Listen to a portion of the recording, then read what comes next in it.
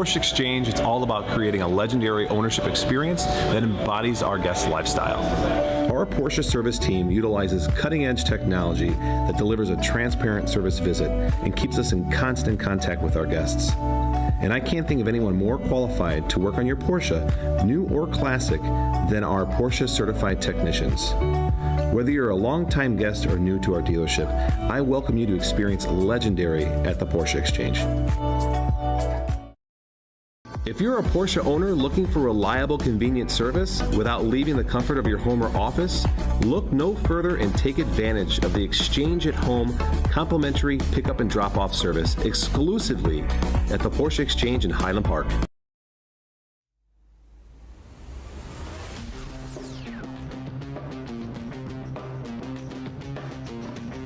The list of famous tracks we've been visiting continues to mount.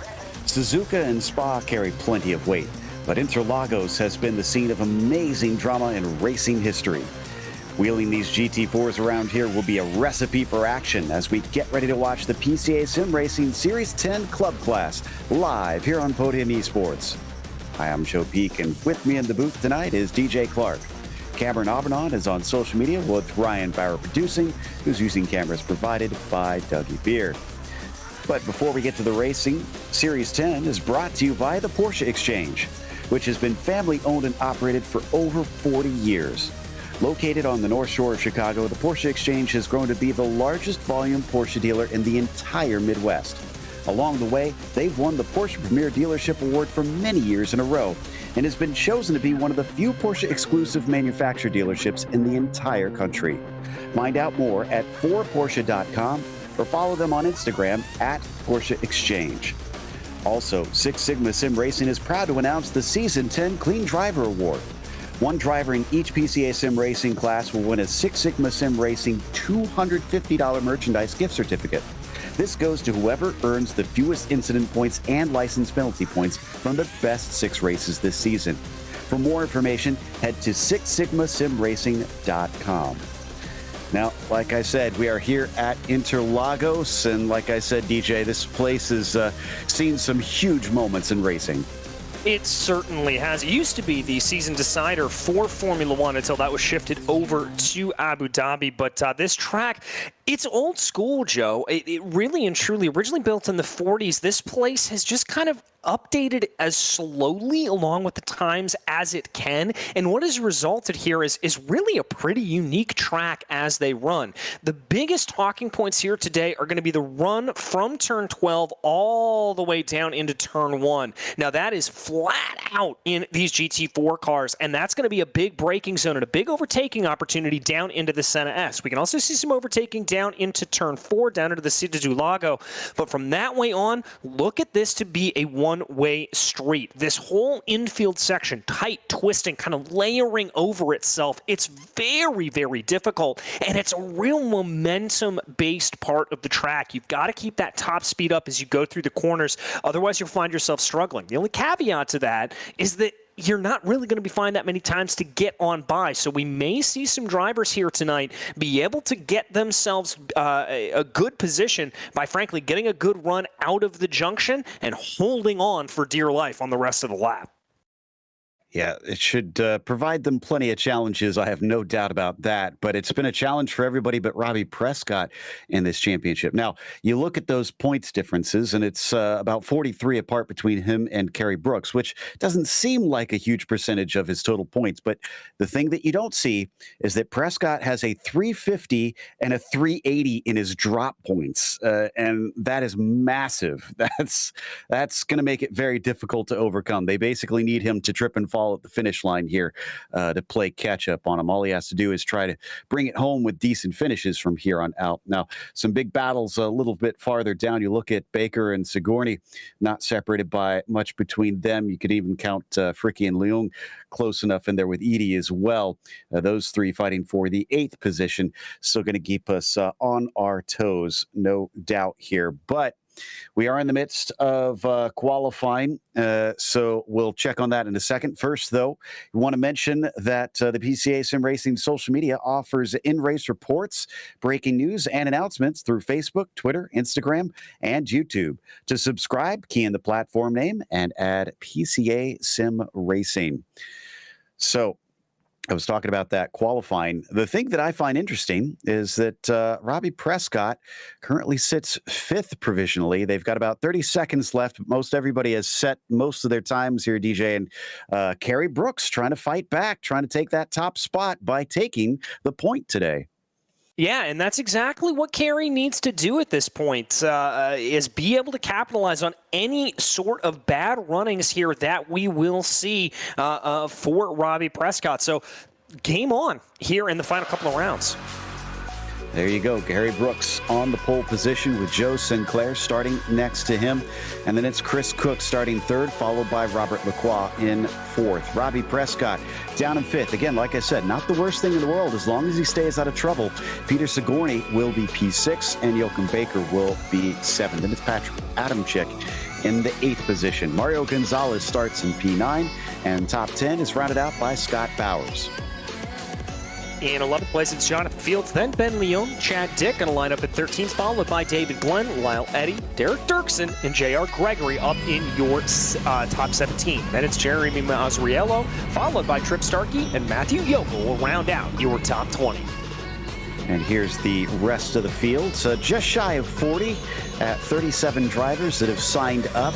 But considering this is a low day for this series, it's still impressive because that is a lot of cars out here. And this is not that long of a track, even for these GT4s, about 1:40 to circulate around this place. So they are likely to run into traffic sooner rather than later over the course of this race. And as DJ was talking about, the second half of the course can be decisive on that, considering it's so single file through there. So we see them lined up, DJ, ready to go. And good news is the temperature and conditions look like they're actually pretty good to find some grip.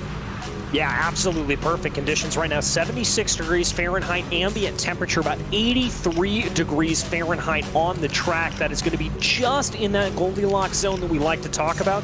Watch for drivers to maybe do a little bit of weaving here, particularly coming out of junction and onto this long front straightaway to just make sure those tires are perfectly up to temperature. The other thing I wouldn't be surprised if we see here, Joe, a lot of brake dragging going down through this infield section as you really need to make sure those brakes are fully up to temperature by the time you dive down into the Senna S for the first time.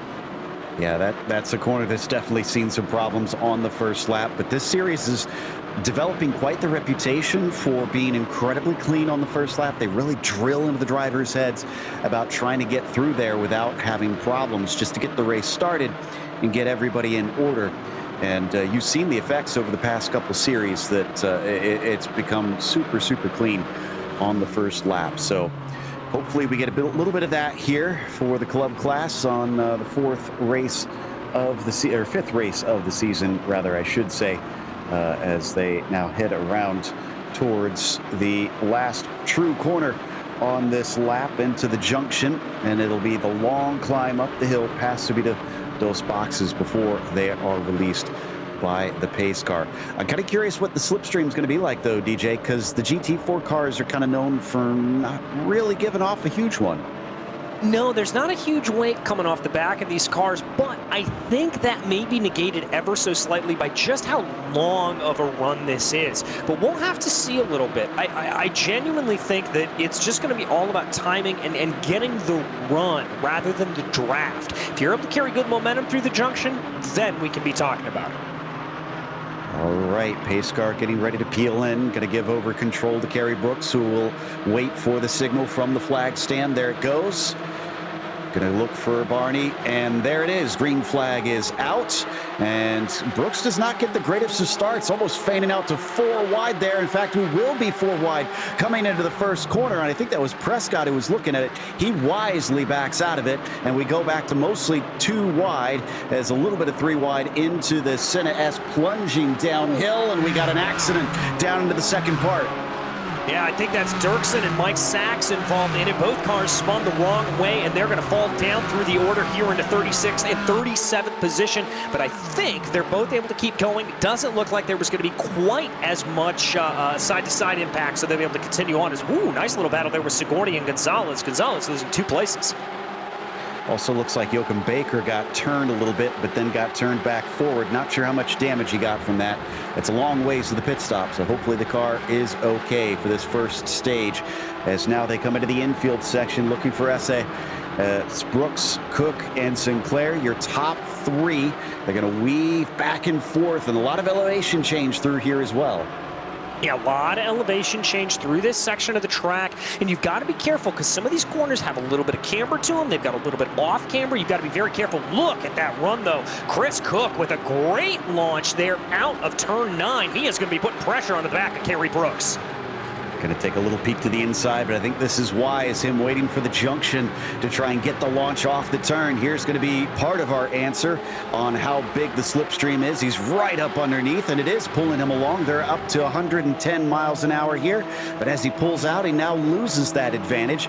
It's going to be wheel to wheel on the second lap down to that first corner once again.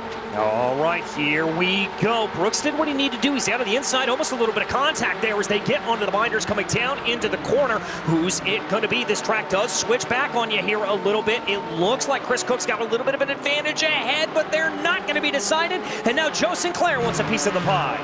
Great heads up by Sinclair. Saw that coming, cut back underneath and denied him the apex. Now comes along Robert Lacroix as well. Could deny him 2 positions. It was a move for the lead, and Cook might live to regret it here as they head down through to Interlagos. No, he's going to fight back around the outside.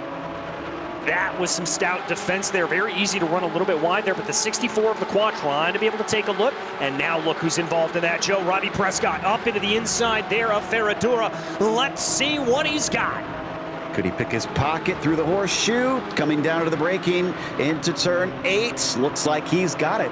Great move there by the number 1, our points leader. Back up into 4th place now, as Brooks still holds on to the lead. Sinclair now into 2nd ahead of Chris Cook, but it does seem like Cook has good speed, just maybe poor timing on his part. Yeah, I think he just got a little bit out of sorts there. And on that first lap, you've got to feel out the car a little bit more, feel what the run's going to be. It looks like he's able to go later on the brakes down there into junction, and he's not able to carry as much speed out. So that's going to be something that everybody's going to keep in mind there, as now he's going to get a nice little double draft off of Brooks and Sinclair. And I think this, Joe, is where we're really going to get a sense of what that draft is like. Before, when it was Cook versus Brooks, he just had the momentum to roll. This is really the draft coming to help these drivers. Doesn't look like he's really gaining that much. So it seems you have to be pretty darn close, although look at under braking as he just gives a hello to the back of the 212. Does not turn him, so just a gentle nudge, and thankfully did not result in an incident, but looks like Sinclair got a great exit out of Curva de Sol. Yeah, he sure did. A little bit of a wiggle there for Kerry Brooks coming up onto the curbing, but that's the second time I've seen Joe Sinclair blink over the course of today, and that's just a little bit of an internet connection issue. He's got to be careful about that. They will park that car if that issue persists. Yeah, that's a good point. So hopefully that clears up and he doesn't find himself getting a penalty to try and go and get that worked out. Also, in the top 10, Mario Gonzalez, the only driver that has earned more than 1 position forward. I take that back. Chad Dick has also got 3, but Mario up 3 spots into 6th place here in the 777 machine. Yeah, he got a few of those off at the start and was able to pick his way through as drivers continued to squabble. So a good start here for the 777. Now he's just got to settle down into the race and focus on picking these drivers off one by one. Here we go with Chris Cook once again. He wants that position back. He likes that 2nd place. We've seen this move before. What did he learn from last time, though, as he's tucked right underneath? This time he's going to try and take the inside away, it looks like. All right, learning a little bit there as they go. And that's going to help him out a little bit. He's going to have the advantage, and now down to the inside. That's going to be moved on for Chris Cook. And now Sinclair's going to try to pick up a little bit of the draft here. We could see a repass back, but going defensive is Chris Cook. This sets up into the braking zone. Yeah, forced him to have to go around the outside, cuts back, but not enough as he parks it on the apex. Chris Cook is into P2. Good exit for Sinclair once again. The battle carries on, and Kerry Brooks is enjoying it because he's starting to scamper away a bit. 8/9 of a second, the gap, and look at how defensive there Chris Cook is going. Robbie Prescott's also loving to see this. He's going to be licking his lips knowing that he's going to pick up the pieces here as they go down into Interlagos. Nobody making a pass there. I think Sinclair recognized the writing on the wall, backed out of it a little bit, and didn't want to press his luck this early on in the race. Nice move from Chris Cook. So he's got that P2 back. Now can he run down the 77 from here? Or will he be fighting Sinclair for a few more laps to try and retain that second position? Prescott's still in there behind him, playing patient. Not sure if he's got more pace in it than his qualifying implied, but he's just outside of the podium currently, so he's got 53 minutes to try and show us if he does have more than that. Other than that, there's been very close racing throughout the rest of the fields, and we just haven't been able to show it because it's been so good up here. Duncan James is actually up 9 positions in the number 35 machine as we're going to watch Terrence Tong in 18th. This is behind Matthew Yokel. Yeah, that's Yokel right up ahead of him. You saw a little bit of a look there on Yokel trying to go to the inside of David Glenn coming out of that infield section. That didn't necessarily play out, I think, the way he wanted it to. So he'll back to stay in line here. Tong just keeping his eyes ahead. You saw a little bit of a look in the rearview mirror, keeping an eye to make sure that nobody's going to try to get on by him. But he's doing what he can here at this point to try to keep it up. Matthew's got a pretty good bit of momentum. David Glenn going to cover off the inside down into the Senna S as it's going to be a duel under brakes into the left-hander. And I don't know who really has the advantage until they get to the apex, and Yokel just screams on ahead. David Glenn a little timid down on the inside. Yeah, so much so that there you saw Terrence Tong being able to have a little bit of a run at him here. He's going to carry some good momentum down through the Senna S's. Let's see if he can push this along. They'll be side by side. Tong and Gregory here fighting for 18th position as they come into the braking. No change for position. Also, Joachim Baker, if you saw him drop down the tower, well, that's because he got a penalty for that opening lap incident. He's come in and served that. All right, so already some drivers here finding their sides onto the naughty side of the step. But J.R. Gregory trying to be able to close in here. Again, you're not really going to see all that much overtaking opportunity in this area of the track. It's all about just keeping up close to that driver in front of you. Also, Mike Sachs just being given a black flag himself. But look at the lead. I asked if Cook had the speed, and that's a big yes to me. My goodness, he really ran him down and is already hassling him. Doesn't look like he's got as good of an exit as he's had a few of those previous laps, so not going to see it pass down into turn 1 unless Kerry outbrakes himself. Well, if you're Chris Cook in this position, Joe, maybe try to move a little bit. Maybe get out of that draft. We know it's not all that big. It's not that big of a draft here, so maybe try to flirt around with him a little bit. See if you can get him to bite on an alternate line. Didn't try and do that this time as they swing it through the Senna S and into Curva de Sol. Stays within about 0.3 of a second of him, though. Just making sure to keep him honest as we see the field dropping down this huge hill. Really, the visuals in the sim don't do the justice to the real thing, which is a massive drop in elevation as they continue to fly through there. No change for that top position, though, I can report, as they will stay put. In fact, have separated slightly. So we check on David Fernandez. In the meantime, the 09 just behind Kim Fricke here. Yeah, just behind Fricke here at this point, trying to see if he's able to close in a little bit more. This is going to be the big question of the day. Who is able to get the run when they want to get the run? It's easy to get a good little bit of a blast coming through this infield, but getting it onto the straights and really carrying that out, that's where things are going to get tricky. Lunging into SA once again. They've also got Ballestieri behind them. We're going to check in with David Glenn, who's just slightly up the road. We're watching that battle earlier.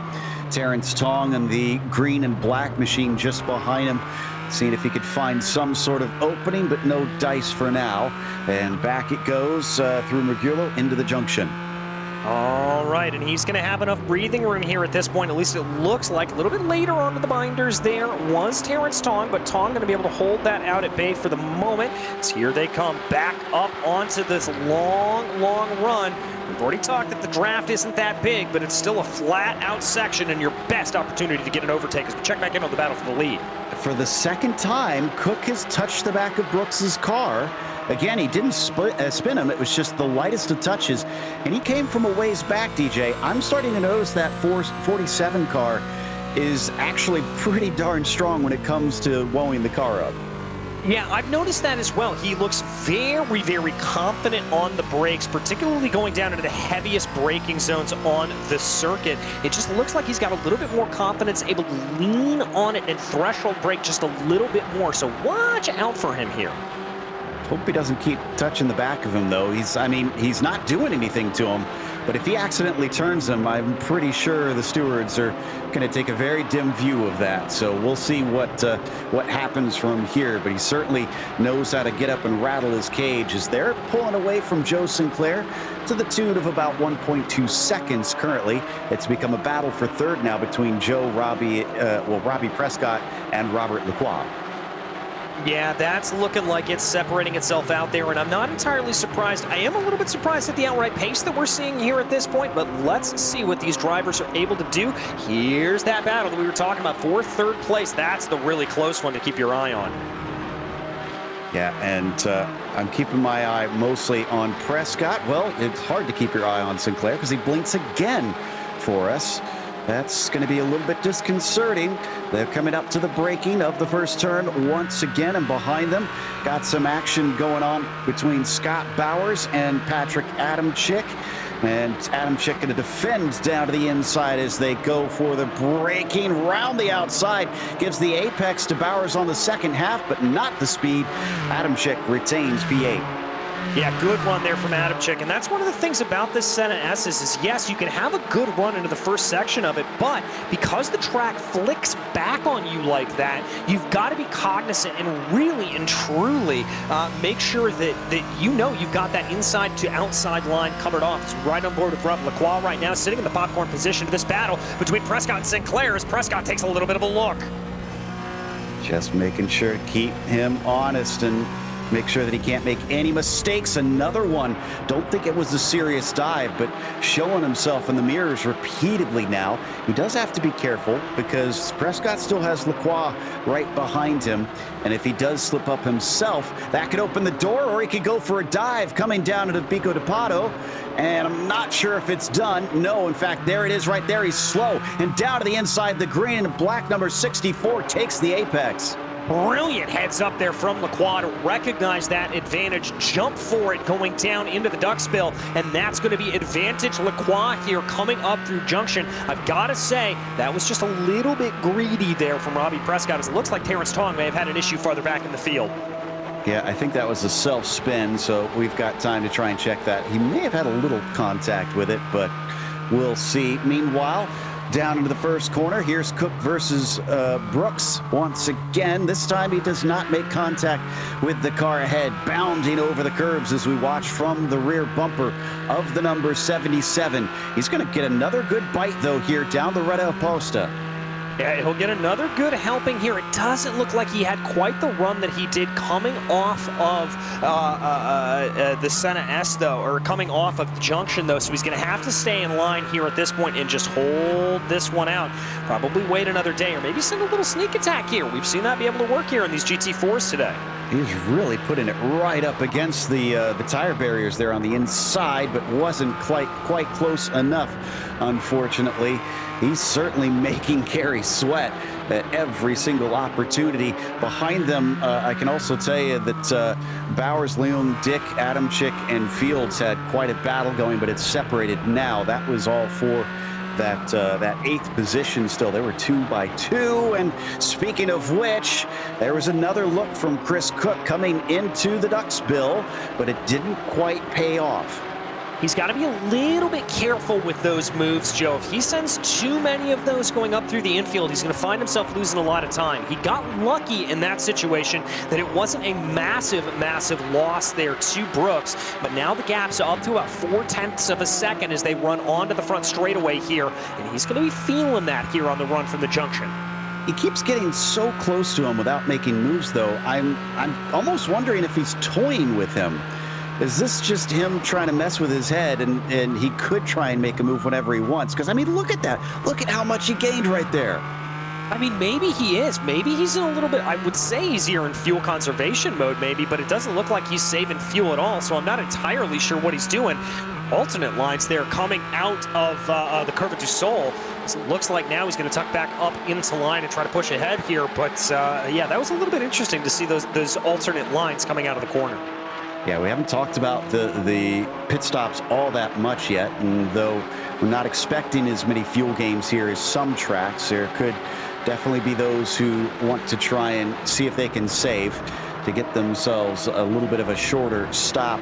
Poor J.R. Gregory had a little run-in with the outside wall coming down through the Senna S. He had, I think, a bit of help, but not much if he did. It was just the lightest of glances.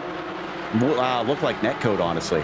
Yeah, there was a little bit of air in between those cars. Whoa, that was very lucky from Gregory that we didn't have a full spear across the track and take out a couple other competitors there. Absolutely. He does manage to continue on, thankfully, so hopefully the damage isn't too bad on that car. I don't see anybody with meatball flags, so everybody's still out there rolling. And this is another good run from Chris Cook. Now, we've seen him get close before, but not quite at this distance. Before, he's tended to simply try the move and get a little bit moved out when they finish it up through the Senna S's. This could allow him to maybe fully outbrake him here. Is this going to be enough? No, but Kerry still defends the inside. This time, though, he tries to take the alternate line, and it looks like, oh, maybe he could get a better exit here. Look at that.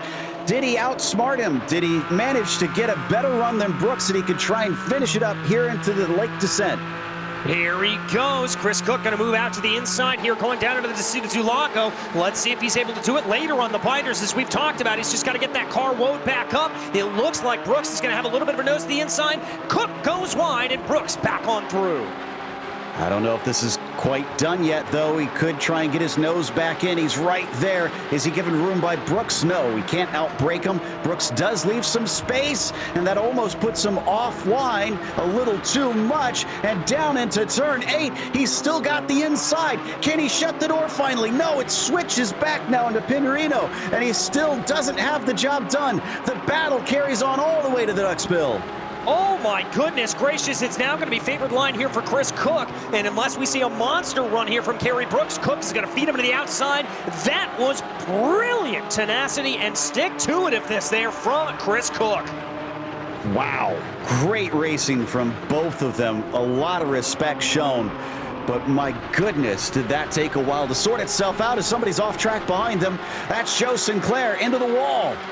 And I'm not sure what happened to him there, Joe. I just looked up and I saw that number 212 machine kind of spearing off to the outside, so I wonder if he caught the run a little bit wrong. Oh, but speaking of runs, Kerry Brooks not done with this yet. Chris Cook knows that he's all the way down to the pit wall. Anything you can do, I can do better. Let's see if the 77 can feed him his own medicine. No, doesn't quite look like it. And I think Cook is in a good position. Could still see the fight carry on into the Interlagos here. As Brooks goes to the outside, Cook covers the inside. He's got a little bit of speed. He's starting to gain. He's almost side by side with him, but they run out of straightaway. They run out of straightaway, and Joe, look who's lurking in the background. Robbie Prescott, your championship points leader. He is loving seeing this up ahead of him. Just can't get rid of him. I did have a chance to go look at what happened with Sinclair. I was kind of noticing that with that side-by-side battle between P1 and P2, he was catching them back up. I think he got a little over-eager and just understeered wide, trying to get on the throttle too quickly in the junction.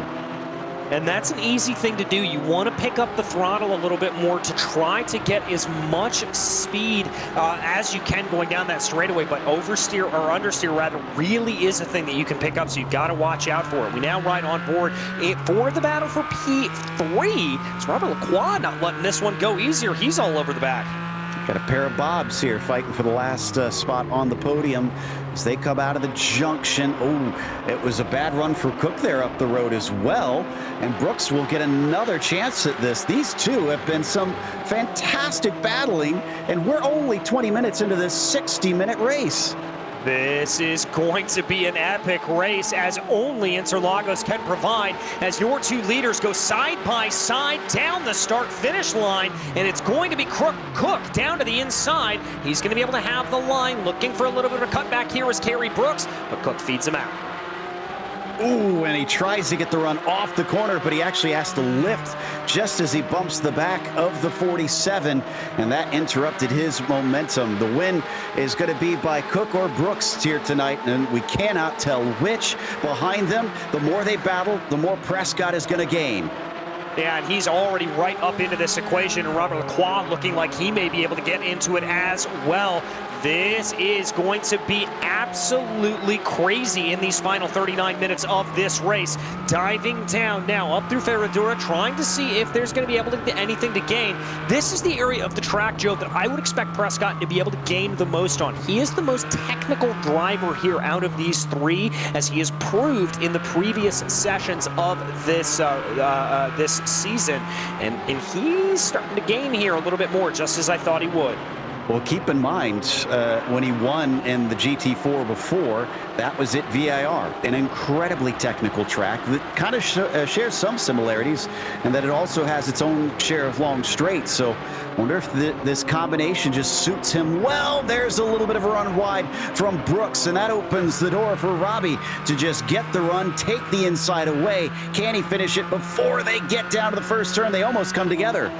Yeah, it looked like they were banging doors a little bit there almost, and I think that's going to be Kerry Brooks having to give up the ghost ever so slightly as a result of that. And now Brooks is going to try to go and get a little bit of draft here off of Chris Cook to try to fight back on Robbie Prescott. Prescott from 5th to 2nd already in this one.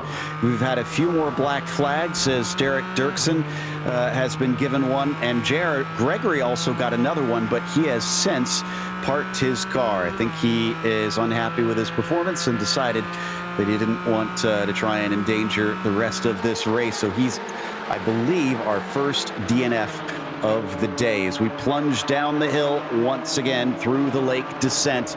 Brooks hanging on to Prescott. Can he try and get that one back? Well, let's see if he can. He takes a little bit of a look, but it's not able to go there at this point. They're going to be single file here up through Ferradura at the moment. A little bit of a ride at the curb there for Kerry Brooks. That just shows you how much he's pushed it. And look at that aggressive line there taken by Robbie Prescott, trying to go down into the inside and trying to be able to take this position away from Chris Cook. Top 4, nose to tail still. This is incredible stuff. Gonzalez also kind of starting to encroach here in the 777. Could be a 5-car fight soon enough. There you see him in the blue and white at the back of it. It could easily involve him if these 4 start fighting. Let's see what the run out of the junction holds this time. All right, let's see indeed. I think just at the early time of looking there, it's going to be advantage Kerry Brooks, but I don't know if he's going to be close enough to necessarily close that down here at this point. It's about 2.5 tenths of a second, the gap. There, well, Robbie Prescott looked like he lost a little bit of slipstream from Chris Cook. Cook looks to be pretty good here at this point. I don't know if we're going to see him move. Well, there you go. Kerry Brooks thought about it, but nothing comes to play. That was about the calmest first turn we've seen in some time here during this race. Now we're down to 36 minutes left to go. We're starting to get close to the halfway point. Will we see anybody try to pit in? Well, actually, Adam Chick is pitting in. And I don't think this is due to a black flag. No, it is not. So the 407 going to come in and take what looks to be scheduled service. And this is just about the opening of that pit lane window that we would expect here, Joe. This is right at that point where you can probably make it to the end of the race. Sinclair in the background just took 6th place. That was a near tie from Robbie Prescott, forcing Chris Cook to cover the inside pretty harshly. They stay as they were in the same order. but still seeing some frisky moves happening from these cars. Gonzalez has cut this down yet more. It was under a second there briefly. Yeah, and so he's now could be in a potential to be able to see what he can be able to do. Your biggest mover up out of the top 10 here at this point, up 4 positions. By the way, your biggest mover of the race, Duncan James, who is in 25th, up 10. So Adam Chick comes out in 30th now that he's taken his service. So that gives us an idea of how much time you're going to be losing. And as they come past the water tower, this looks like Brooks has something of a good run.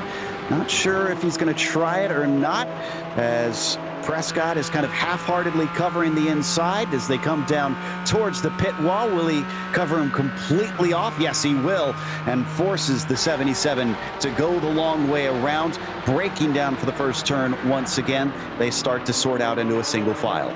Yeah, and it looks like here at this point, Prescott's going to have a little bit of a run, but I think he had to check his momentum coming down through the Senna S there at that point. Now it's just going to be an all of a battle there. Cook already thinking about what's happening behind him as he moves down to the inside, trying to break what little draft there is. So Prescott thought he maybe had a ticket to the front and could try and take another win to his name in Series 10, but this one's proven to be pretty hard for him as he's got some fast drivers challenging him for this one. But it's a long race still, and plenty could happen. One thing that we haven't run into yet is lap traffic. That's probably coming, I would say, in the next 15 minutes. Yeah, I'd have to agree with you there about that. I don't think it's too much longer until we see this lap traffic really start to fire off, and that is going to absolutely change how this race functions. That's Baker in the 330, and then Snelling in the 33. They're going to be the first two. Well, Snelling, I think, just came into pit lane, actually. Yes, he did. So this is probably a scheduled stop, but this might bring him out amongst the leaders. Yeah, very well could. The leaders are coming through junction right now, so there they go. This could be a little bit of what we see. Sorry, he was given a black flag. I had missed that. So he was serving that, and he is back out. But where are our leaders? Okay, they're still a little far behind. So this does put Snelling behind Baker, so he is now the one that's going to be caught first. All right, so he will be the one that is caught first here at this point, but let's see. There they come out of pit lane. Remember, kind of a fiddly pit lane exit here at this point as they get their way back out onto the track right now. Here they go. Leaders working their way through the Senna, or through the Senna S down into the Curva del Sol. Doesn't look like anybody is going to be able to get an advantage. It doesn't look like that lap traffic is necessarily going to come into play either. Bit of a stalemate at this stage. Gonzalez has it down to 0.8 of a second. It's slow going, but sometimes that's what you got to do. And he is making it work for now, because all he needs is the slipstream of this front group, and he's there. As we watch from Prescott, who thinks about the inside, then forces Cook to stay defensive here through Ferradura, just to put him offline. Doesn't get him the spot, though. No, doesn't get him the spot. But again, if you're able to keep that pressure up, that's the big thing to keep in mind here, Joe. If you can just keep that pressure coming, see if you can maybe force just even the littlest error out of your competitor. That could be enough, especially in a battle as close as this, to be able to get the advantage you need. As they switch back once again, this is a lot closer for Prescott now. All he needs is a good exit. Brooks is still kind of hovering back there, being a threat. They come out of the junction, everybody trying to hit that apex, trying to keep the throttle down, and look at what it did to Brooks as he once again clips the grass, but Prescott did not, and he is all over the back of Cook. Yes, he is, and Cook knows it. He's going defensive down into the line here at this point, trying to see if he's going to be able to hold that at bay, but I think Prescott's coming on like a train with a full head of steam. He moves to the outside, now jerks back to the inside. Brilliant move there from Prescott. Sold him a dummy and takes the inside away, coming down to the braking, but he's deep, cutting back. Can Cook take this one right back from him? Yes, he can, as he comes to the front. Brooks has nowhere to go. Lacroix tries to see if he can sneak through, but no dice, and now Mario Gonzalez has officially arrived on the scene. All right, it's game on. If you are Mario Gonzalez, let's see what he is able to do here at this point. As there you can see the absolute traffic jam in front of him. That was on board with Kerry Brooks. As now Prescott tries to be able to hold off everything firing off here at this point. Fantastic stuff Mario Gonzalez leapfrogging him like he's jumping over a Goomba, and he's got himself into fourth now as Kerry Brooks is the next in line, who's clearly intent on trying to take that second place away from Prescott. This is a tangled web that these guys are having to deal with, because every single one of them wants a spot, but everyone is keen on taking a position, and now making a 6-car fight, because here comes Joe Sinclair back to the front. My goodness gracious, just when you think this battle can't get any better, we just keep adding cars onto it. This is absolutely spectacular. Looks like, though, at this point, the run down into the junction, unless somebody's going to be very, very good on the binders, not going to see anything firing off here. Yeah, they look like they've definitely separated enough at this stage. But is this the calm before the storm? We are officially past halfway, under that 30-minute mark.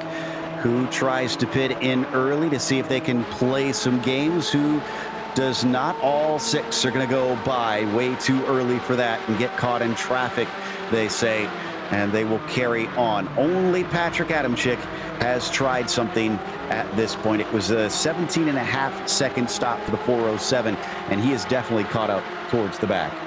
Yeah, he is caught up towards the back here, but that 17 seconds, that's going to be what we have to keep an eye on here at this point. If that's going to be close enough for the rest of the field. Not seeing any movement here up from your leaders at the moment. A little bit of a surprise, frankly, with the battles that we've been seeing, but nevertheless, going to keep it together here and just keep up the pressure. I know we've been giving a lot of love to the front, but the mid-pack has had plenty of battles. Trip Starkey just managed to overtake Mazzariello down through the Senna S with a beautiful smooth move, and that will put him into 13th. Yeah, good stuff there as we take a look on that a little bit farther back down in the field. Trip Starkey just ahead. He, the Rocky Mountain region driver, just continuing on here at this point, picking off position. Starkey doing a good job. He's up 6 from the drop of the green flag. Got to make do with what you got. Oh, but a fight back from Mazzariello puts him into 13th as well. So now he gets demoted once again. Matthew Yokel watching from behind, also up 5.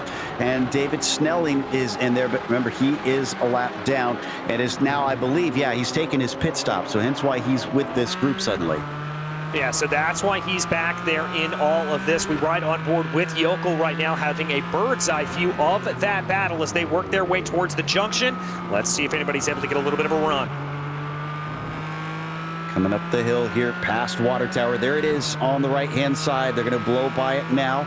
And then the Subidos dos Boxes here as they fly through, which is right before that pit entry. You can tell this is the old version compared to what they have now, where it comes at you much earlier and you have to commit. What is this, though? Side by side, 3 wide for the lead as it's Prescott, Cook, and Brooks trying to decide it into the Descida del Lago. All 3 of them breaking at different times, and Prescott is a nose ahead, but for how long as he goes a little bit wide off of it? Chris Cook is going to try and fight back as they are wheel to wheel down into the Ferradura. Can he get the nose inside? No. Prescott cuts back to the outside, opens the door a little bit for Brooks, but he'll fall back in a second. Somehow, Chris Cook is once again your leader. I don't know how, though. Yeah, I'm not really sure either, Joe. That was just brilliant of being able to get himself on by as they go. Here we run, though, a little bit down into the corner. Let's see if anybody's going to be able to get anything on a surprise here into Pereño. Nope, not seeing anything here at this point. Excuse me, those Duxville, as now they come down through the left-hander of turn 11. Ooh, Prescott looking threatening here. He's got to nail the junction. Indeed, and these guys have been fighting so hard that they're getting more and more incident points. At 17, they will automatically get a black flag that they will have to serve. Right now, the worst is Chris Cook at 9. All right, here they come, and again, this is so tricky to figure out. There's the first taker down into pit lane. Kerry Brooks and Mario Gonzalez going to follow in. I like that decision here from Kerry Brooks. Get yourself out of the fracas in front of him. Get out of the way and try to see if you can jump drivers to pit stops. I think Gonzalez made huge time there. We often hear Michael Johnson coming in and talking about attacking the cones. He gained a couple car lengths in that braking. And that's all you need. Meanwhile, back up at the front of the field, nobody told Chris Cook and Robbie Prescott that their dancing partners had gone down into pit lane. They're still duking it out, coming down into the Interlagos. Oh, dipping a tire off to the outside. There's Chris Cook. Is that going to set something up for Prescott? By the way, coming out of pit lane, we've got side by side. Oh my goodness, Brooks and Gonzalez. Looks like it's going to go the way of Gonzalez, actually. He is able to overtake on the 77, but they're going to be wheel to wheel with Robert Walton, who has not taken his pit stop. He technically doesn't have a horse in this fight, except if he wants to just be a thorn in their side. He's going to stay ahead for now, but they're going to want to get by him quickly. And this is the one problem that I was concerned about with the early pit stop. I like the strategy call of trying to jump the drivers around you, but with so few drivers taking pit stops here at this point, you could very easily find yourself thrown into traffic, and that's exactly what we see happening here for Gonzalez and Brooks. They've got to get by Walton quickly if they want to make this strategy work. Indeed, especially since Prescott and Cook are not battling anymore. They're separated slightly now on the track. Do they respond? They have quite some time. They're coming up to the pit entry now. Neither one is going to come in.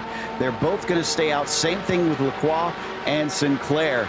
This one's still entirely up in the air. I think any of these 6 drivers has a good chance to win this race. I do too, and frankly, Joe, roll the dice, and that's at this point who is going to be able to come out in the lead, because I could not tell you who's going to be able to do it here at this point. And sounds like Walton, I think, maybe announced that he's pitting in, because he got some okays from Gonzalez and Brooks, and indeed he is. So he saw the situation, figured it's better to try and pit now and stay out of their way and not get involved in a battle. And he'll try and race against who he's racing a little bit later. Coming down into the Ferradura, Cook leads Prescott first and second. Behind them, Lacroix is ahead of Sinclair third and fourth. A few more now taking service and ticking things off here before we get to the final third of the race. And Joe, a note here from our director, Ryan Bauer. Cook is now at 10 incidents. So very easy to rack up around this circuit. There's lots of paved runoff that you can run out into, whether you're talking about the run down into the Interlagos or even at this point down into the junction. So he has got to be careful. He cannot afford to get a drive-through penalty, and that will throw away his race. They fly out of the junction. That was a very good exit from the 47 as he pulls himself well clear of Robbie Prescott. Sinclair, though, got by Lacroix that last corner, so they have now swapped positions. Many of them try and pit in this time. Are they going to keep going? Both the top 2 will keep going. Same will third and fourth. Interesting stuff. Yeah, as we check in now with Lyle Eddy here. This is a fight between himself and Ben Leung, our only other driver, or only driver at all that has 0 incidents at this stage. He's going to break a little early in comparison to Lyle, who will now take 7th. All right, so there everything's starting to sort itself back out. By the way, Matthew Yokel, David Fernandez coming down into pit lane here at this point, as it looks like more and more drivers opting to take that pit stop here. And Gonzalez and Brooks are fighting side by side into turn 1. Looks like Brooks is going to take the spot, but I thought I heard Gonzalez getting on the radio chatting about something, and I wonder if he was conceding the corner to him there or what, because it seems like these are 2 smart guys, so I can't imagine they want to give up time here. No, and that's all they're going to do if they continue to fight, especially considering the fact that Chris Cook and Robbie Prescott have calmed down, and I put that in quotes a little bit. They're still all over one another, but they're not going side by side at this point, so they're not losing as much time as they would have been. Now, I have a bit of a opposing position to Michael Johnson, once again, one of our fellow commentators who covers this series, because he's always talking about if you've got the incident points, you might as well use them up. The thing that I counter with is if you're using them partway through the race here, it can get so close at the end and things can get a little bit sketchy, especially after a race as close as these guys are. 1-4X, and that can really undo them. But Cook is going to get out of this situation, and he now pits. All right, so now Robbie Prescott, Joe Sinclair, able to stay out, as is Robert Lacroix. So we're going to have to see how they come out. Now, my big question here, Joe, is where is Cook going to come out in regards to Brooks and Gonzalez? Yeah, that's going to be telling. Those are the ones that he really needs to be concerned about. in terms of this pit sequence. Ben Leon also pits. Right now, Brooks has just come up to the pit entry, and Cook is still taking his service. 17.7 seconds for Brooks, and Cook is at 16.7, a much quicker stop. He's coming out with Sebastiano Ballestieri, and there is our drivers that pitted earlier. They are way behind, actually. This seems to have worked out way better for Cook, but he's also having to run side by side with the 516. Yeah, he's going to be in a little bit of a battle here with them, and I wonder here if this is a combination, Joe, of getting caught behind Robert Walton for Kerry Brooks and for Mario Gonzalez. It was a combination of that, as well as just a situation where Cook was able to put less fuel into the car because he's got less time to go. Indeed. So coming down into turn 8 once again. He's being held up ever so slightly. We're going to get towards the end of that pit window here soon. Maybe about 14 minutes left, I suppose, for these cars as we continue to watch our former leader trail behind a car who has yet to stop. Prescott approaches pit entry but passes on it. I am very impressed here. Lacroix is going to come in. Prescott really able to make this tank stretch as long as possible. Down under or over 40 minutes run here. I've got to think he's going to come in with the next 5 minutes or so, as here comes a little bit of, I think that's some sportsmanship maneuvering there from the 516 of Ballestieri on Chris Cook. Lets him by, knows that this is not his fight, and they will carry on. In fact, yep, there goes Sebastiano. He's going to pit in. Now, where is Lacroix? He just pitted. He was a little bit behind, and there goes Cook past him. Robert is now coming out of pit lane, and I think he's going to be just barely ahead of Kerry Brooks here. There he is in the red and white. All right, so he's going to find himself slotting right into position between Cook and Brooks. Oh, this could be a little bit of a drag race, though, here as they come. Lacroix is going to be able to hold it out for now, though. But critically, I believe he was behind Brooks before those pit stops, so that worked out quite well for Lacroix. Early stops not seeming to be the way to go here. Ooh, that was a little risky. It still leaves the door open, though. Brooks didn't have the overlap yet. He's able to get to the inside, but he isn't able to get the overlap. So they swing through the horseshoe and down into turn 8 once again as they run just outside of the top 10, but we still need to see about 9 cars who need their scheduled stops. Yeah, including Prescott and Sinclair. Those are the 2 big ones that we're going to be looking at here at this point, where they are going to go. And there to answer our question, Robbie Prescott comes down into pit lane. Sinclair does not, though. He will stay out. They've been just trickling in one by one. Scott Bowers also pitting, not far behind them. But it looks like Sigourney stays out while Eddie will not be pitting in. Chad Dick also staying out. Same thing with Mazzariello and Starkey. We're actually just getting ready to fight side by side again into the first corner as we watch the pit stop here for Robbie Prescott. Can he take another victory in Series 10? He starts to go now, and Chris Cook is going to be right with him, it looks like, but I think Cook has the measure of it. I think he does as well, and there goes Cook on by. Now, crucially, where are Brooks and Lacroix going to come out in regards to them? They were fighting a little bit coming out of the junction. They're going to be behind. That's going to be a perfect area. Prescott's got some room to maneuver. He's got some room to gain, but he's got some room to maneuver. It's 1.8 seconds from Cook to Prescott, and critically, Prescott was a second slower on his pit stop. So I'm starting to think that Cook had a little bit of help there, but it still would have been slightly farther ahead for the 47, even without that difference in the pit stop time. Yeah, I think you're right about that. We ride on board with Mario Gonzalez here, who's got a great perspective of this battle in front of him, Lacroix and Brooks, as they've all sorted themselves out right now. Now, I think the crucial thing for these 3 drivers is they do not want to fight here at this point, Joe. They want to try to pull themselves ahead, pull themselves into position where they're going to be able to fight for the lead. Sinclair pitting and waiting to see if Sigourney is also going to come in. Yes, indeed. So this might be the end of the pit window. Sounds like Cook, who should theoretically be our leader after the pit stops, is up to 11 incidents now. He only has 6 left total. Lyle Eddie pits, Chad Dick pits, looks like Mazzariello, Starkey, and Glenn. That's everybody now.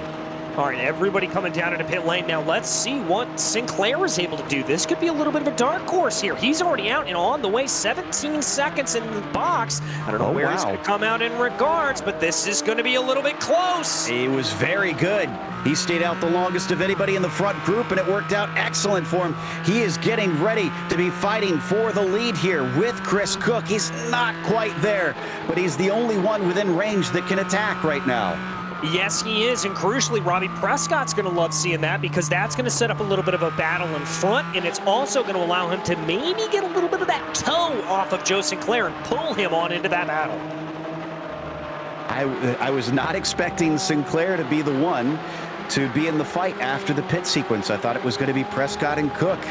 But sometimes it can throw a wrench in things when you have that stop that everybody has to do. It's just that variable that throws the cat amongst the pigeons.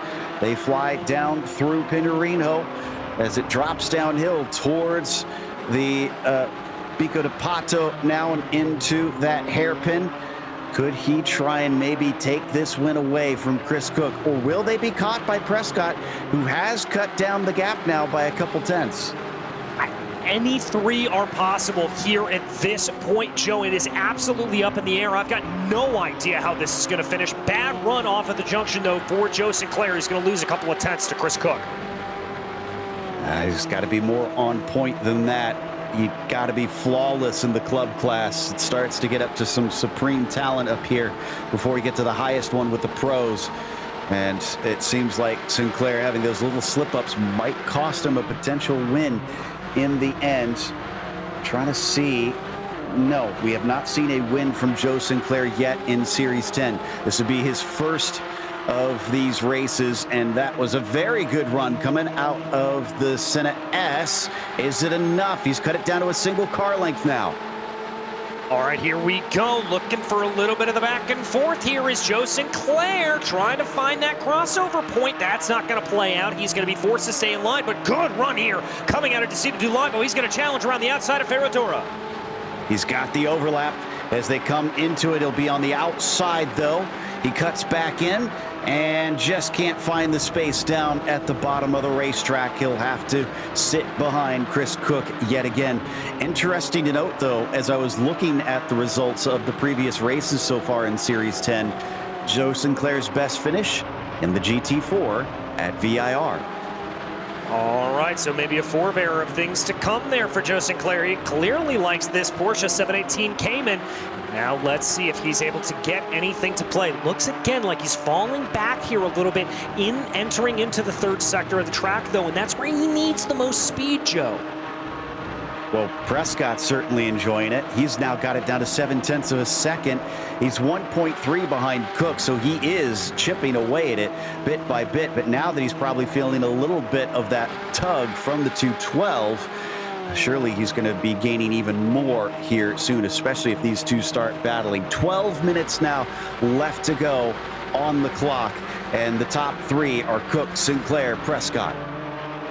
All right, here they go. And Joe, crucially, only separated by about 1.5 seconds. We jump a little bit farther back down in the field while that battle percolates a little bit. Peter Sigourney closing down on Robert Lacroix. I think Robert was one of the biggest losers there in that front group in the pit stops. He is 9 seconds behind Chris Cook at this stage. And as you can see and pointed out, Peter Sigourney is kind of putting the pressure on to see if he can demote him yet one more. Not going to be able to do it here into the late descent, but he is definitely in a spot where he could try and shake him if he just sees where he can find the crack in the armor. Yeah, I think that's a little bit of what he wants to try to get here at this point. But we've got to close down here. Only 11.5 minutes left to go. These drivers know that the pressure is starting to pile up a little bit on them. They have got to make these moves sooner rather than later. Out of the duck spill now as they work their way down towards the penultimate turn here into the junction. It is still Chris Cook leading. Sinclair in second, Robbie Prescott in third. Also looks like Brooks might be gaining a little bit. Prescott has it down to 0.5 of a second now to Joe Sinclair, and only 1.1 behind Cook. But as we've seen all race long, DJ, it's one thing to catch someone, it's another to pass them.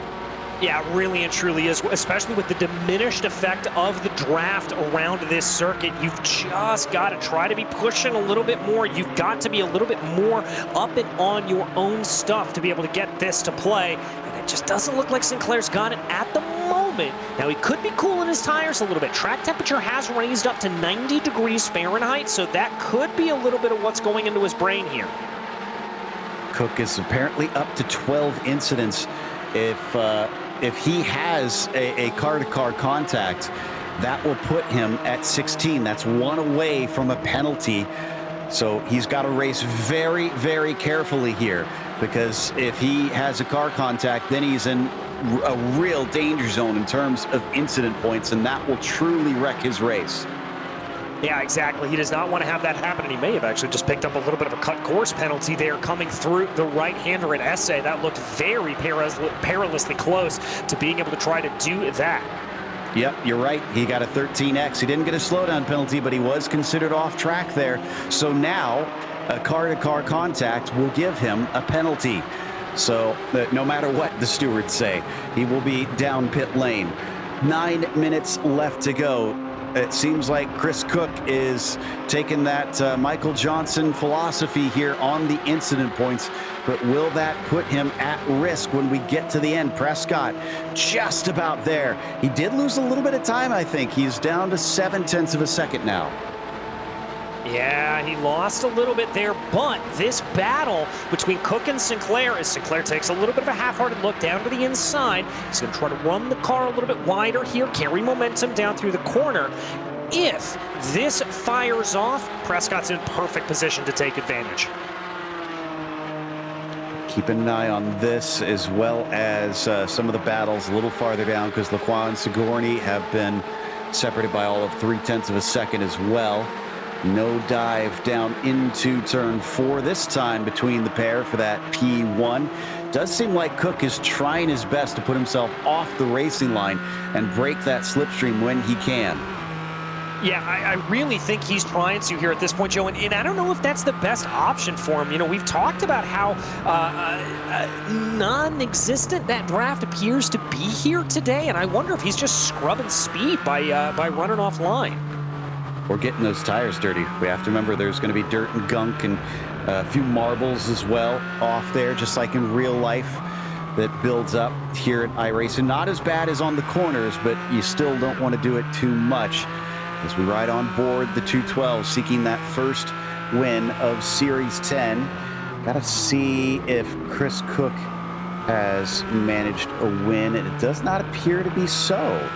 So both of them looking for that first W, while Prescott looking for number 3, I believe. No, it might be his 4th, actually.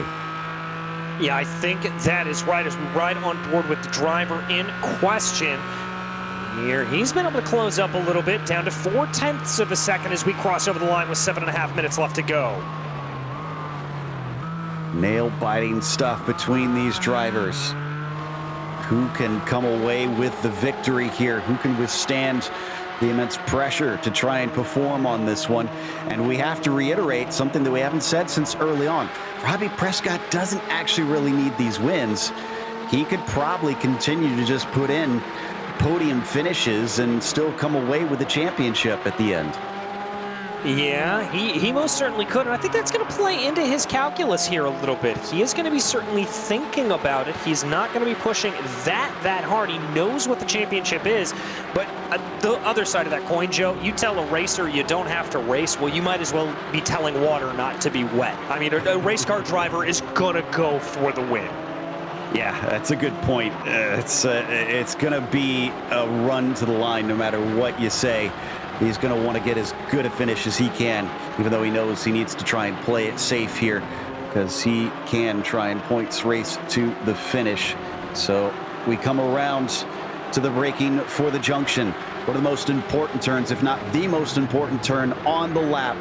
And as they exit out of it, who's going to have the best grip? They look about dead even to me, honestly. Yeah, they look very, very close as they come out of the corner, but it looks like Cook's got a little bit of an advantage. That gap going up to 0.5 of a second here. As they come back into the sunshine out of the clouds, despite this cover that we're starting to get, track temperatures are slightly up. It's now 90 degrees Fahrenheit out there, so it's been cooking up quite a bit. Ooh, Lacroix seems to have had a problem because he's just dropped a number of positions. He spun as he went wide off into the grass out of the junction. Ooh, another blink there for Sinclair on the internet. Let's take a look at this. This is very unfortunate for Robert. He's had a great day here today. Yeah, just gets out onto that AstroTurf on the outside, clips the corner a little bit, and there you can see off into the grass, just a little bit of that understeer that we talked about coming out of junction. Sigourney just about followed him off there. He was two wheels in the grass as well, but got enough of a grip that he didn't spin it, so he promotes himself into 6th because of the problem for Lacroix. As we once again keep our eyes up here, Kerry Brooks now is definitely in it. Okay, he's run this trio down, and he's got a shot at the win. It's 4 seconds back to Gonzalez. Not sure that he can do that in 4 minutes. Frankly, as both of them go off, that was Brooks and Prescott kicking up the dirt coming out of Pinerino. And again, you've got to be careful about that. With these incidents starting to stack up, you cannot afford to run this car off track any more than you need to. Prescott, we're finding out, is at 11x himself. He's been, I think, a little more conservative than the other two, but he still had the speed to take the fight to them. So I'd say advantage Prescott at this stage, even though he's behind right now. If he can just abuse that limit just a little bit more to take the position, surely he's going to try and take the win by carrying his momentum better. Well, Joe, and watch for the move here. If he's got one incident stored in the bank, watch for him coming to go very, very aggressive down into Interlagos, carrying speed, running wide through that corner. The other interesting thing here, Sinclair's only got 4 incidents on the day, so he's got it all to play for.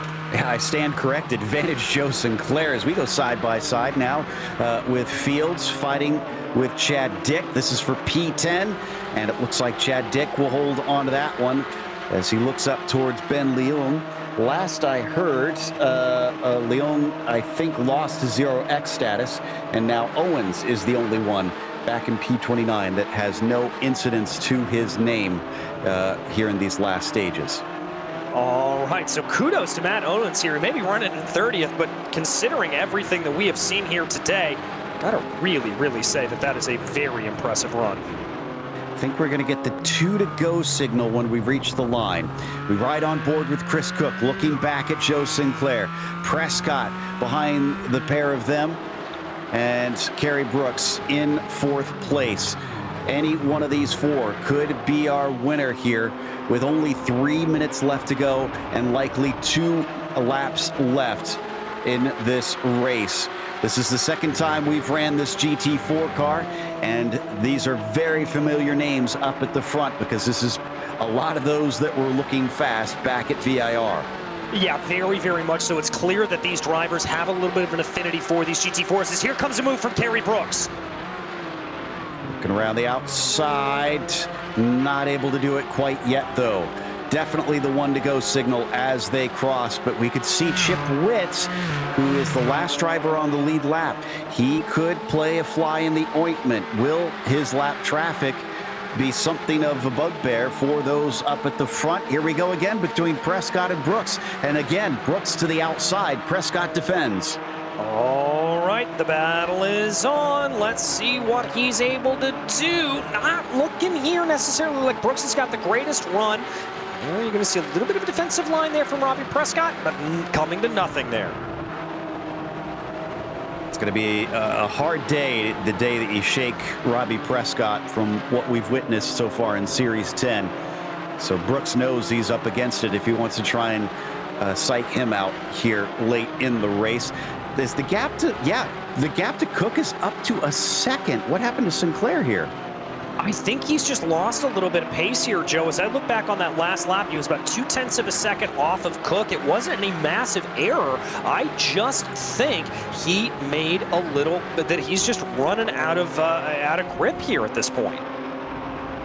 Interesting stuff. Chris Cook maybe managing that rubber a little bit better over the course of the race as he approaches the line. It's up to 1.3 seconds now. And this is the white flag. There you see it being waved by Barney. It is 1 to go. Whatever Chris was holding back, he has unleashed and is skittered away from the main group.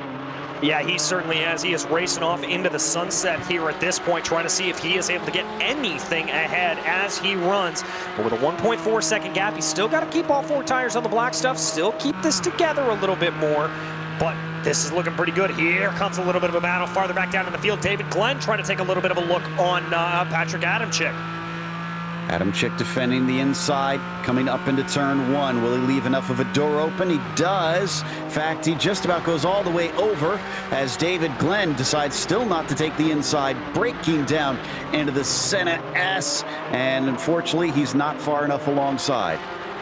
No, just not able to get that done. He's going to keep trying to hunt for a little bit of grip here, but I don't think he's going to have the run coming out of the corner as they work their way onto the Retro Posta, trying to tuck back behind in the draft, but it just doesn't look like it's going to play. No, it does not. Still at about 1.2 seconds between Cook and Sinclair. I am very curious to get to talk to Chris Cook after this one, if he really was just biding his time and then launched off on these last 2 laps to break that slipstream. If so, I tip my hat to you, sir, because that was impressive. As they climb up past the water tower for the final time in this race, Chris Cook comes to the line to take the win here at Interlagos in Series 10. A great run there for the 47. An old drive to the line there. Prescott barely able to hold off Kerry Brooks, only by 56 thousandths of a second. He is going to get the podium, though. Is Lyle Eddy also going to have a drag race? This one with Peter Sigourney, who I mentioned had a little bit of an off earlier. Will he be able to beat him? Yes, he does. Sigourney will hold on to P7. All right, another little battle here farther back down in the field. This is David Glenn and Matthew Yokel. Here they come. That's the 172 of Glenn down to the inside. I think Glenn's got the shorter line, and that will make the difference. He will get 15th over Matthew, who finishes in 16th. Behind them, not seeing many more battles. We're going to check in with Trey Davis, though, down at 28th. This is Avijit Barua in front of him. Yeah, he's going to try to close down here, coming up into the junction. Both cars running very, very wide off into that Astro. I don't think that he's going to get that to play. Avijit's going to be able to hold that at bay for now. Yep, these are some of our last cars on the lead lap, as I think Matt Owens or Chip Witt can be our final one. So that's going to take us to a quick break here. We'll come back with the unofficial results as well as driver interviews, so stick around.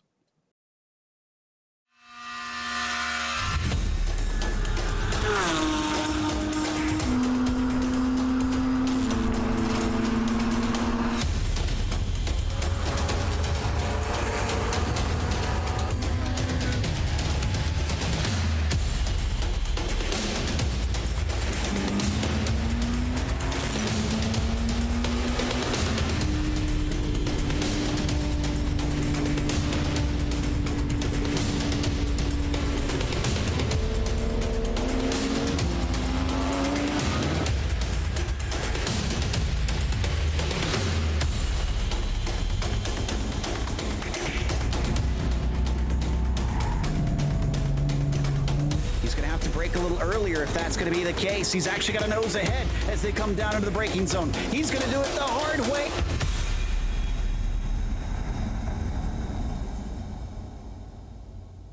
If you're a Porsche owner looking for reliable, convenient service without leaving the comfort of your home or office, look no further and take advantage of the Exchange at Home complimentary pickup and drop-off service exclusively at the Porsche Exchange in Highland Park. At the Porsche Exchange, it's all about creating a legendary ownership experience that embodies our guest lifestyle. Our Porsche service team utilizes cutting-edge technology that delivers a transparent service visit and keeps us in constant contact with our guests. And I can't think of anyone more qualified to work on your Porsche, new or classic, than our Porsche certified technicians.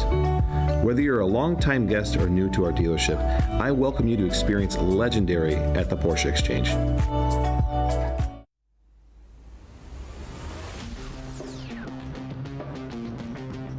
Welcome back to Interlagos. We had a stunner here tonight as the battle for the win came down to the last couple laps before Chris Cook basically showed everybody what he had and ran away with the win. But until then, 6 cars had been fighting for it at some point or other over the course of this race. Sinclair finished in second where he started, as Robbie Prescott started from 5th and finished P3, still collecting valuable points in the championship. Kerry Brooks was P4 as Mario Gonzalez was 5th and Scott Bowers was P6. And it was Peter Sigourney in 7th, followed by Lyle Eddy in P8 and Chad Dick 9th. Jonathan Fields rounds out your top 10.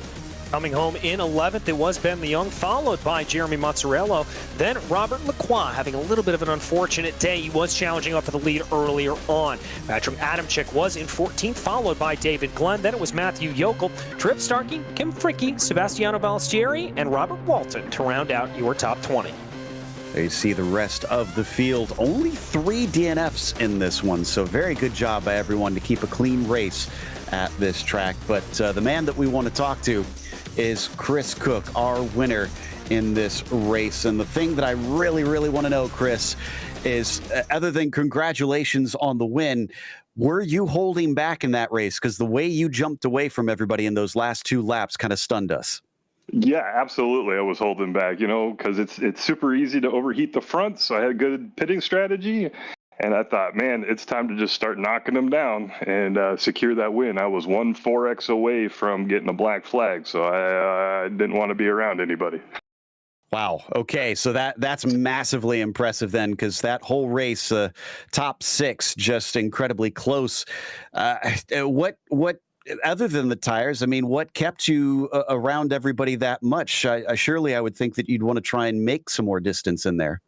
Well, that's the problem. Earlier in the race, Kerry Brooks and I, we were battling each other. I overheated the fronts, and then I just could not keep pace until that pit stop, and I took 2 rights and some fuel, and I was able to get that front end grip back and come back and keep it solid. Interesting. Okay, so the fresh tires did the trick. Well, you managed to get yourself a W up here against some very fast drivers, but unfortunately, I don't believe we're going to be back into this GT4 another time unless they do it for the driver vote down at Sebring. So how do you feel you're going to fare in the other cars? Oh, I'm not worried. You got to put in the time in the practice and, make sure you're confident going in. It's all about the pace and sometimes the qualifying. So we can just keep working at it. Well, again, amazingly impressive job, incredible speed. Who do you want to thank for the win? Oh, I got to thank my crew chief, Ryan Cowley, my wife, Robbie Prescott, and Joe Sinclair and Kerry Brooks. They all did an amazing job. Podium. The PCA and, of course, Porsche Exchange, man. Without it, this is a fantastic club. I'm happy to be a part of it. That was Chris Cook in the 47, your winner here today. Up next, DJ's caught up with Joe Sinclair, who watched him run off into the distance at the end. Yeah, Joe, let's start at the beginning here, because before that pit stop, you were absolutely in the thick of this battle. Talk me through your mentality from behind the wheel. Well, DJ, we had some quite the active first half, and I got a little bit behind that group, and I started fuel saving behind them, and in that fuel strategy helped me come out with Chris Cook after the pit stop, but he had way too much consistency and pace for me. I couldn't keep up with him, so he lost me on the last couple laps when I tried to make some moves on him. Well, that notwithstanding, you drove an absolutely fantastic race, and I believe you had the fewest incident points out of any of our top 4, only about 4 or 6 or so, where everybody else was pushing 16. How'd you manage to get away with that? I'll try to keep it off. All 5 of those were off track, so I can't say keep it on the track, but keep in contact to the minimum, right? A lot of these guys banging into each other, and they're causing 2 and 4Xs. Well, then the last question I want to ask you is, when you came out of the pit stops, it looked like this was kind of done and dusted. It looked like you were kind of out of draft range. No, the draft wasn't super powerful here today, but just how hard were you pushing in that section coming out of the pits? Well, I could catch Chris a little bit, but just nothing to pass him. So I catch him, lose him, and couldn't do anything with him. Well, Joe, I got to tell you, you put on one of the best displays I've seen all year, so thank you so very much. Who makes this possible for you, my friend? Who'd you like to thank? I'd like to thank PCA for putting this on, Podium Esports for all the things you guys do. I'd like to thank my wife for letting me do this on our, weeknights and evenings. So, all of our Upper Canada region drivers and everybody that puts on PCA Sim Racing. Well, thank you so much. Joe Sinclair, folks, your second place finisher here today. And finally, we've got Robbie Prescott ready to talk to us with a dismal worst finish of the season of third. Robbie, wow, great stuff out there. And I say that tongue in cheek with the dismal stuff, because still you put on an incredible show and an amazing fight with those guys, especially when you had to run them back down. Were you a bit shocked to see Chris run away at the very end?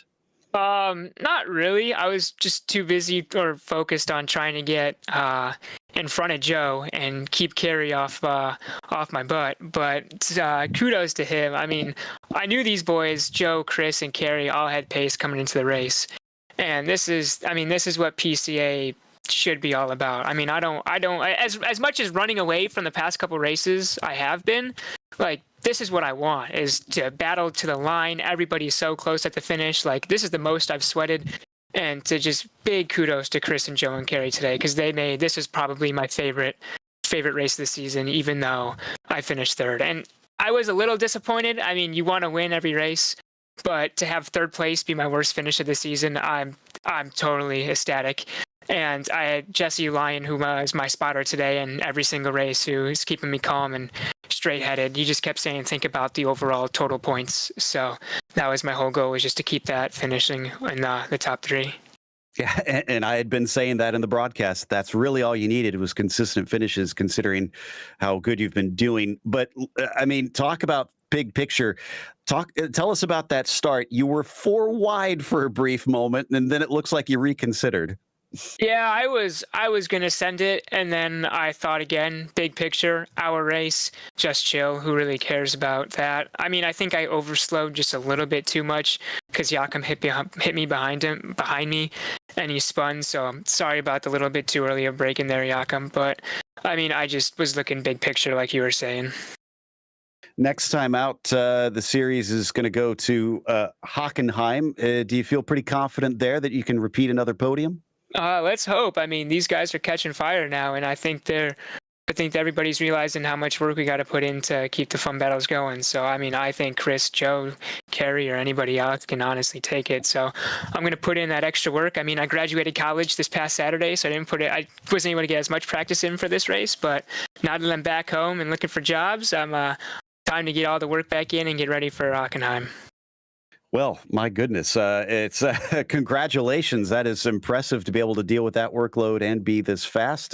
Some people just have all the talent. Who do you want to thank before we let you go? Oh, 100%. I keep forgetting to mention his name, and he keeps talking smack and giving me smack about it. But Jesse Lyon, I came into PCA not as fast as I am right now, and he coached me to the point where I feel confident of competing at the front of club and hopefully going into pro and competing with those guys next season. And he just helps me stay calm and collective when the races, and really gives me good pointers on how to maneuver the craft of the car and be this fast. So if it wasn't for Jesse, I mean, I wouldn't be up here. The whole Phoenix Racing crew, obviously, and all the boys back home, teammates and parents, they make it all possible. And you and DJ, you guys put on the best show in the booth. So got to give credit to you boys. Thank you very much. That was Robbie Prescott. So now you heard him. You can stop giving him some stick about that. Let's close this one out as we prepare for tomorrow night, where we're going to be back once again, May 11th, for the pro class at 9:25 p.m. Eastern. So make sure not to miss that. But we'd like to thank our sponsors for Series 10, which, of course, is the Porsche Exchange. And Six Sigma Sim Racing. A big thank you to the steering committee at PCA Sim Racing, and a huge thanks to our team tonight, DJ, Ryan, Cameron, and Dougie. Also, none of this is possible without those behind the scenes of Podium Esports, Ryan Bauer, Gary Sexton, and John Theodore. Thank you so much for watching tonight's broadcast of PCA Sim Racing. I'm Joe Peak, and I'll see you on the track.